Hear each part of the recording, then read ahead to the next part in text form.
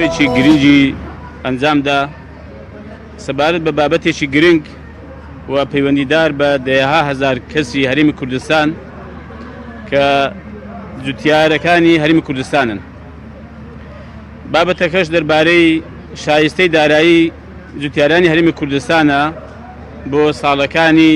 2014 2015 و 2016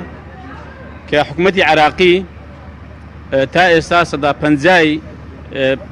پارەی ئەو ساڵانەی داوە و 150 ماوەتەوە کە نزیکەی 575 میلیار دیناری عێراقیە. بە بیانووی ئەوەی کە دیارە بیانوەکان ئەمانن کاتی خۆی پەیوەندیەکانی نێوان هەرێمی کوردستان و عێراق بە بارودۆخێکی ئاڵۆز و خراپدا تێدەپەڕی و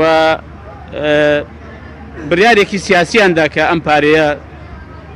کە ماوە لەلایەن حکوومەتی عێراقی و نەدەرێت بە جوتیارەکانی هەرێمی کوردستان و پاشان هێندێک بەڕاستی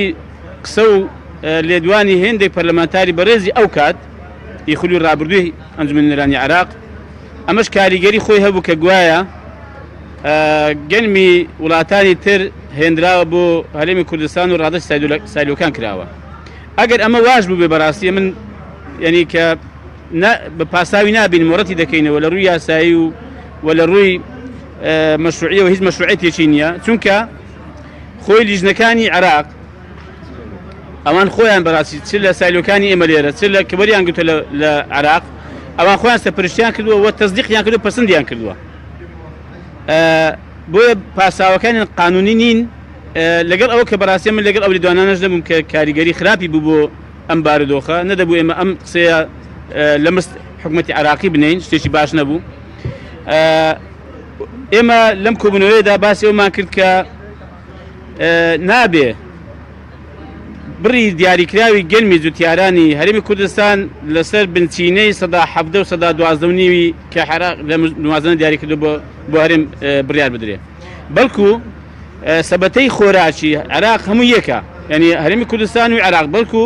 زۆرترینی بە بەراورد لەگە خاشی عێراق بەگشتی زۆرترینی گەنم کە لە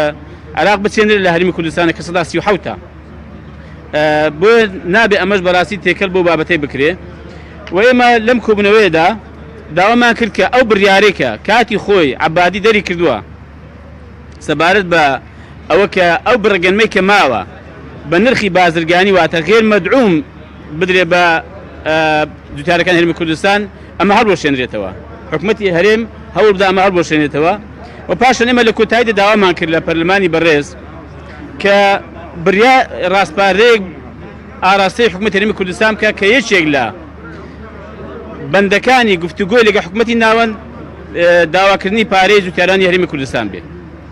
و لە هەمان کاتدا داوا بکە کە پەرلەمانتارەکان بە پرسانی هەرێمی کوردستانیش لە بەغدا هاوکار بن و هەوڵەکانیان زیاتر و چرترکەن بۆ ئەم بابەتە و ئێمە داواشمان کرد کە با ئەندامێکی لیژنەی کشت و کاڵیش لەو کۆبوونەوەی بەشدار بێت کە باسی پارەی گەنمی جوتیاران لەگە حکوومەتی عێراقی دەکرێت. ئەوە بوو لە کۆتاییدا پەرلەمانی بەڕێز بڕیاریدا کە لیژنەی کشت و کاڵ بە وەرگرتنی ئەم سەرنجتێ بینانەی پەرلەمانتارە بەڕێزەکان و بە ئامادەبوونی بەڕێز وەزیری کشت و کاڵ وەزیری بازرگانی ئێمە ئەو پێشنیار و سەرنجانە کۆمان کردوتەوە و دەیکەین بە راپۆرتێک و ئاراستی سەرۆکاتی پەرلەمانی کوردستانی دەکەین بۆ ئەوەی کە حکوومەتی هەرێمی کوردستان ڕابەسپێرێ کە بەجددی بە دوای پارەی گەنم جوتیاران بکەوێ و ئەمە خەمێکی گەورەی حکوومەتی هەرێمی کوردستان بێت چونکە پەیوەندی بە هەزارەها کەسی هەرێمی کوردستانەوە هەیە و زۆر لەو خەڵکی کە ئەو پارەی لە حکوومەتی عێراقیە تووشی کێشەی کۆمەڵایەتی بووە تووشی کێشەی گرفت بووە لەگەڵ خانەوادەکەی خۆی لەگەڵ خەڵکی تر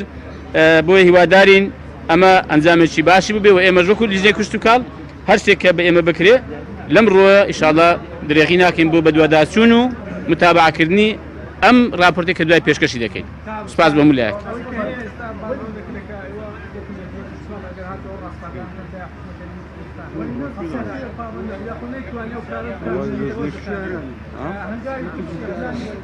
من پێم وایە ئەوە حکوومەتی هەرێمی کوردستان دەتوانێت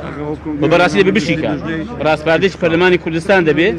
کە یەکێک لە بابەتەکانی کە لەگەڵ حکوومەتی ناوەند گفتوگۆ لەسەر دەکات بۆ ڕێککەوتن و لێک تێگەیشتن ئەم بابەتە بێ و باسی ئەوەش کرا کە لیژنەیەکی بەگشتی پێک بێنرێ لە وەزارەتی کشت و کار لە وەزارەتی بازرگانی لە لیژنەی کشت و کار لە پەرلەمانی کوردستان بۆم بابەت بەڵام بەڕای ئێمە ئەمە بخرێتە بەرنامەی کاری لیژنەی دانوستانی حکوومەتی هەرێم لەگەڵ بەغدا باشترە. 575 ملیارە 575 ملیار دیناری عراقی. تەواو دەستان خۆش بیا.